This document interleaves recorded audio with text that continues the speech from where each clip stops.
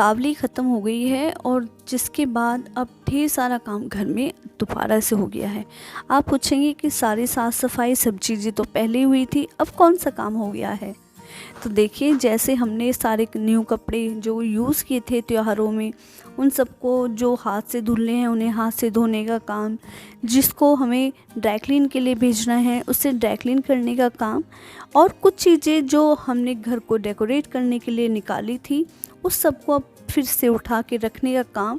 तो ये सारा काम एक बार फिर से हमें देखना है और फिर से इन चीज़ों को ऑर्गेनाइज़ करके रखना है, ताकि अब जब अगले साल हमें इनका यूज़ करना पड़े तो हमें चीज़ें आसानी से मिल सके। तो फ्रेंड्स, मैंने क्या काम किया कि जितने मेरे पुरानी चीज़ें मैंने निकाल के रखी थी, यानी जैसे मैंने ये कपड़े थे जो ड्राई क्लीन के थे, इन्हें मैंने अलग निकाल दिया, और जो मेरे हाथ से धुलने वाले काम थे, यानी जो कपड़े थे, जो कुशन्स वगैरह थे, उन सबको मैंने वॉश करके रख दिया है। अब देखिए, जैसे डेकोरेशन का सामान जो हमने निकाला था, यूज़ किया था, अब ये सब हटाने का नंबर आ गया है। तो मैंने जितनी भी डेकोरेशंस की चीज़ें थी इन्हें धीरे धीरे करके हटा लिया है, रिमूव कर लिया है। और देखिए, जैसे दीपक हैं जो हमने दीपावली पे यूज़ किए थे और जिन्हें फिर से यूज़ किया जा सकता है, जिनका अभी भी कई बार इस्तेमाल किया जा सकता है, इन्हें मैं अच्छे से वॉश कर लूँगी और वॉश करने के बाद इन्हें सुखा के रख लूँगी, ताकि ये अगले आने वाले साल मेरे फिर से काम आ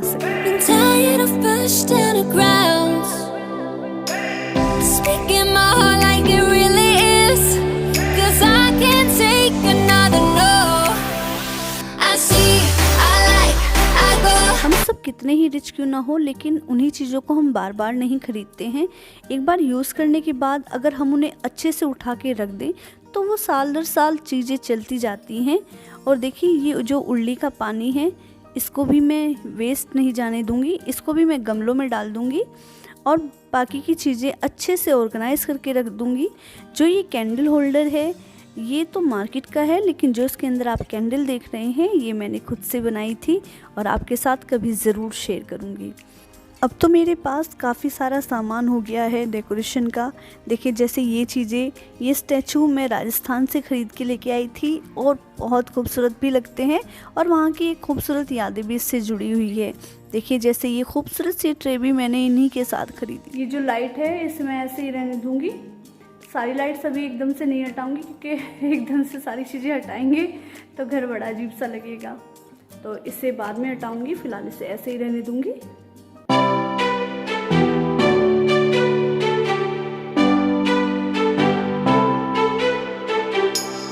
Rising up like phoenixes, been tired of pushed underground, speaking my heart like it really is, 'cause I मैं क्या करती हूँ कि अपने घर में डेकोरेशन को उतना ही रखती हूँ, उतना ही बढ़ाती हूँ जितने को मैं अच्छे से संभाल पाऊँ।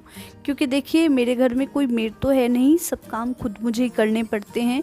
तो अगर मैं अपने घर में पूरी जगह डेकोरेशन करके रखूँगी तो ये चीज़ें मेरे लिए संभालना थोड़ा सा मुश्किल हो जाता है। तो इसलिए जब मुझे लगता है कि अब ये डेकोरेशंस मुझे हटा देनी चाहिए तो मैं उन्हें हटा देती हूँ। लेकिन कई बार तो ऐसे होता है, देखिए कितना खूबसूरत लग रहा है, कि कई बार ये होता है कि चीज़ें जैसे ही हम डेकोरेशन यानी पूरी हटाते हैं तो घर बड़ा अजीब सा हो जाता है। देखिए, जो बंदरवाल मैंने लगाई थी, मैं इनको भी नहीं फेंकती हूँ, इन्हें भी मैं क्या करूँगी ना कि जो मेरा वेस्टेज घर का कूड़ा कचरा जाता है जिससे मैं कंपोस्ट बनाती हूँ, मैं इन्हें वहाँ डाल दूँगी ताकि ये मेरे कंपोस्ट में यूज़ हो सके। तो मैंने आपसे बताया भी था कि मेरे जो घर के जो दरवाजे हैं उनकी हाइट बहुत ज़्यादा है, तो मुझे सारे सामान को इकट्ठा करने में थोड़ी सी दिक्कत हुई। इन चीज़ों को संभालने के लिए आज मैं बनाऊँगी 2 ऑर्गेनाइज़र। इस तरह से मेरे पास जो कार्डबोर्ड के 2 बॉक्सेस थे, इन्हें मैं आज यूज़ करूँगी। और देखिए, मेरे पास इस तरह के गिफ्ट रैपिंग पेपर हैं जो पहले से पड़े हुए हैं, और ये फेविकोल है, आप किसी भी ब्रांड का ले सकते हैं। तो मैंने क्या किया कि जो इनकी बाहर की एजेस थी इनको इनसे अलग कर लिया है, ताकि इनमें मुझे जो पेपर है वो चढ़ाने में, लगाने में थोड़ी सी आसानी रहे।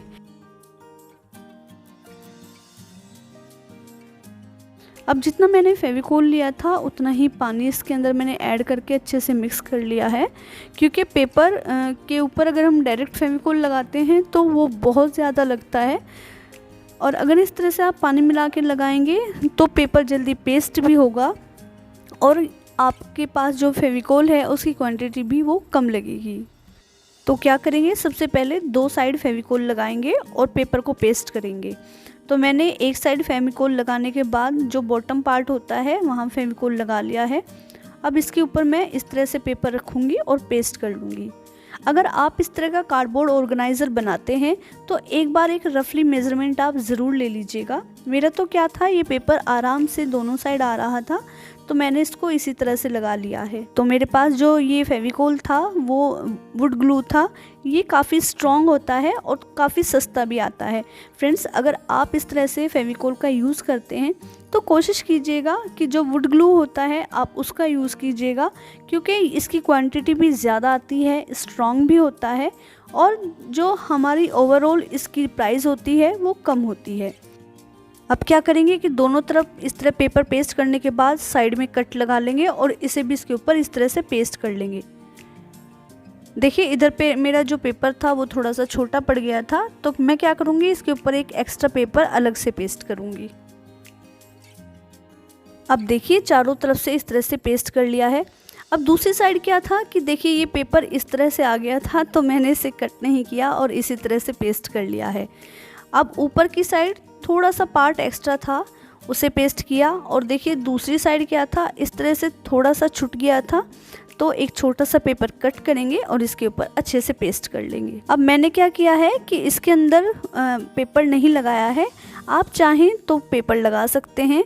और दूसरे बॉक्स को भी मैंने इसी तरह से रेडी कर लिया था और उसके बाद मैंने क्या किया ना कि सारा सामान यहाँ बेड पे इकट्ठा कर लिया।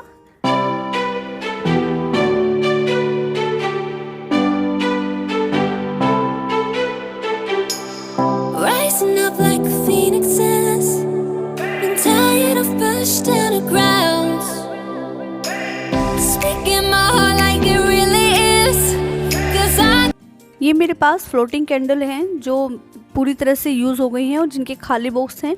इनका मैं कोई DIY देखूंगी तो इन्हें तो मैं अभी नहीं फेंकूंगी। और जो ये बाकी के फूल हैं इनको भी मैं थोड़ा सा सुखा लूँगी, उसके बाद गार्डन में डाल दूँगी ताकि इससे नए जो पौधे हैं वो ग्रो हो जाए। तो इस तरह से मैं लगभग बहुत कम सामान फेंकती हूँ। देखिए, पुरानी मेरे पास थोड़ी सी कैंडल बच गई है और ये कैंडल तो मैंने यूज़ भी नहीं की, मुझे याद भी नहीं रही। इतनी खूबसूरत एरोमा कैंडल है, अगले साल मैं इनका यूज़ करूँगी। और देखिए, पैकिंग के लिए मैंने जो साड़ी को पैक करने के लिए जो पॉलीथीन आती है उस तरह के पैकेट्स मेरे पास पड़े हुए थे तो मैं इन्हीं का यूज़ करूँगी। चीज़ों को ट्रांसपेरेंट पैकेट में पैक करने से क्या फ़ायदा होता है कि चीज़ें अच्छे से विजिबल रहती हैं। तो मैं जो पेयर है, एक जैसी जो चीज़ें हैं उन्हें अलग अलग पैक करूँगी, जिससे क्या होगा कि अगले साल या फिर बीच में अगर मुझे कभी किसी पर्टिकुलर स्पेशल किसी चीज़ की ज़रूरत होती है तो मैं उसी चीज़ को बाहर निकालूँ। और क्योंकि चीज़ें ट्रांसपेरेंट में हैं तो हमें आसानी से मिल भी जाएंगी।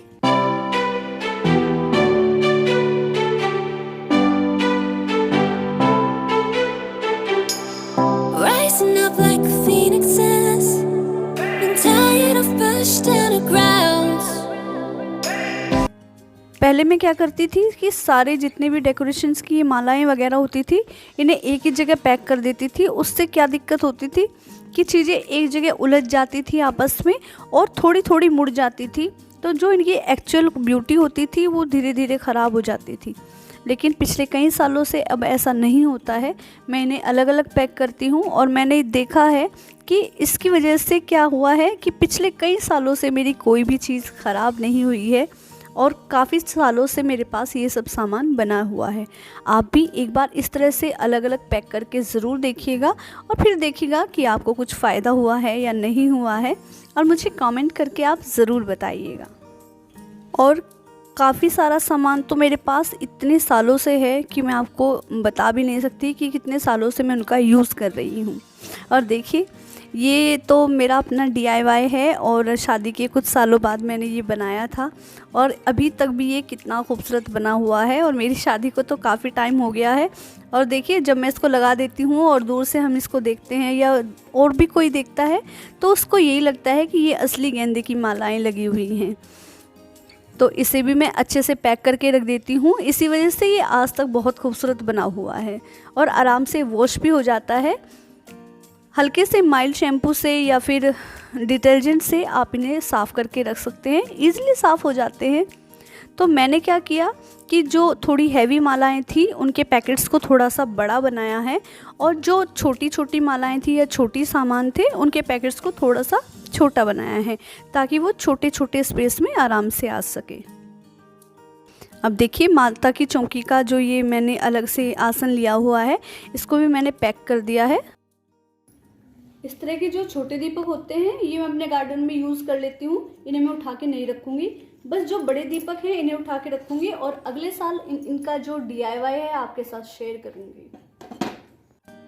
काफ़ी सारे दिए मैंने इस बार दीपावली पे लगाए थे, लेकिन क्या हुआ कि मेरे बेटे के हाथ से थाली छूट गई दूसरी और खूब सारे दिए टूट भी गए हैं और डैमेज भी हो गए हैं, तो उन्हें मैंने अलग निकाल लिया है। लेकिन जो दिए मेरे पास सही सलामत बचे हुए थे उन्हें मैं पैक करके रख दूँगी ताकि अगले साल इन्हें फिर से यूज़ कर सकूँ और बहुत जल्दी ही मैं आपके साथ इनका DIY भी शेयर करूँगी। सारे दिए को मैंने अच्छे से धो के सुखा लिया था और देखिए ये 2 न्यू दिए हैं, अगले साल आराम से यूज़ हो जाएंगे। तो मैंने क्या किया है ना, दियों को लपेटने के लिए पेपर ले लिया है और थोड़ा से पेपर को मैंने थिक कर लिया है। देखिए पूजा के बर्तन मैंने आपके साथ शेयर किए थे जो मैंने पिछले साल धनतेरस पे ख़रीदे थे।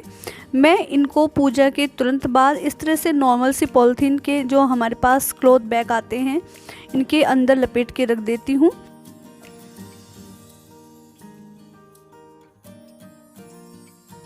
देखिए ये कुछ स्टेंसिल्स हैं रंगोली के और कुछ कलर्स मेरे पास बच गए हैं और कुछ तो मेरे पास पिछले साल के रखे हुए थे।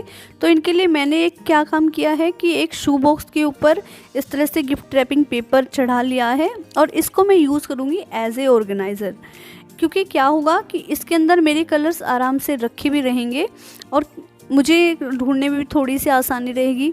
देखिए कुछ तो मेरे पास पैकेट्स ही बच गए हैं, ये यूज़ ही नहीं हो पाए क्योंकि कलर काफ़ी कुछ ज़्यादा हो गए थे और जो कलर्स मैंने यूज़ किए थे और बच गए थे उन्हें मैंने अच्छे से इस तरह से स्टेपलर कर लिया है ताकि ये खुले ना और एक दूसरे में ना मिले। अब जब ये एक ही बॉक्स पे होंगी तो मुझे थोड़ी सी आसानी रहेगी अगले साल इन्हें फिर से यूज़ करने में। और जो कुछ एक्स्ट्रा कलर्स बचे थे उन्हें मैंने इस तरह से नॉर्मल पेपर के अंदर रैप कर लिया है और अब मैं इसे अच्छे से पैक कर दूंगी और अगले साल में इसे आराम से यूज़ कर पाऊंगी। तो चीज़ें मुझे ढूंढनी नहीं पड़ेंगी और मुझे पता है कि ये मेरा कलर बॉक्स है। और देखिए मैंने इस तरह से ऑर्गेनाइज़र रेडी कर लिए हैं। आपको इस तरह के ऑर्गेनाइज़र इजीली मार्केट में मिल जाएंगे, प्लास्टिक्स के आते हैं और अमेज़ोन पे मिल जाएंगे, लेकिन मेरे पास एक कार्डबोर्ड के बॉक्स थे तो मैंने सोचा कि मैं क्यों एक्स्ट्रा पैसे खर्च करूं जब मेरे पास इस तरह के बॉक्स हैं और मैं इनमें रख सकती हूं। तो देखिए सारे पैकेट्स मैंने इस तरह से इसके अंदर अच्छे से लगा लिए हैं। अब क्योंकि चीज़ें ट्रांसपेरेंट हैं तो आराम से दिख रही हैं और जब भी मुझे ज़रूरत होगी मैं आराम से जो भी चीज़ मुझे चाहिए उसको निकाल सकती हूँ और यूज़ कर सकती हूँ। तो बड़े बॉक्स के अंदर मैंने इस तरह से बड़े पैकेट्स रख लिए हैं और छोटे बॉक्स के अंदर इस तरह से छोटे पैकेट्स रख लिए हैं। तो मेरे पास एक इसी तरह का ऑर्गेनाइज़र ऑलरेडी है, तो जो मेरा बाकी सामान बच जाएगा मैं उसके अंदर उसे पैक कर लूँगी। आप चाहें तो इसके ऊपर लिड भी लगा सकते हैं। मैंने इसके ऊपर लिड इसलिए नहीं लगाई है क्योंकि देखिए क्योंकि मैं बार बार इन्हीं चीज़ों को यूज़ करती रहती हूँ अपने बच्चों की बर्थडे पार्टी पे, नवरात्रों में, तो मुझे ये चीज़ें बार बार रखनी और निकालनी पड़ती हैं। तो इसलिए मैंने जो बॉक्स थे उनके ऊपर लिड का यूज़ नहीं किया है। और अगर आप लिड लगाते हैं यानी आप इसके ऊपर ढक्कन प्रिपेयर करते हैं तो आप क्या कीजिएगा कि उस सामान रखने के बाद आप उसके ऊपर एक लिस्ट लगा दीजिएगा ताकि आपको चीज़ें ढूंढने में आसानी रहे। तो मेरे जो बेड है उसका एक बॉक्स मैंने अपने इन्हीं सामानों के लिए खाली करके ऑलरेडी रखा हुआ है ताकि मुझे सारा सामान एक ही जगह आराम से मिल सके। चीज़ें मुझे कभी भी ढूंढनी नहीं पड़ती, आराम से ईज़िली मिल जाती है। फ्रेंड्स, ये था मेरा एक छोटा सा ऑर्गेनाइजेशन वीडियो। अगर आपको पसंद आया है तो वीडियो को लाइक ज़रूर कीजिएगा। देखिए, बड़ी मेहनत लगती है वीडियो बनाने में और आपकी एक लाइक से बहुत बड़ा पुश मिलता है मुझे, तो लाइक करना बिल्कुल मत भूलिएगा। और अगर अभी तक आप चैनल पर नए हैं तो प्लीज़ चैनल सब्सक्राइब कर लीजिएगा। फिर मिलूँगी बहुत ही खूबसूरत इंटरेस्टिंग वीडियो के साथ। तब तक अपना और अपनों का ढेर सारा ख्याल रखिएगा। Bye bye.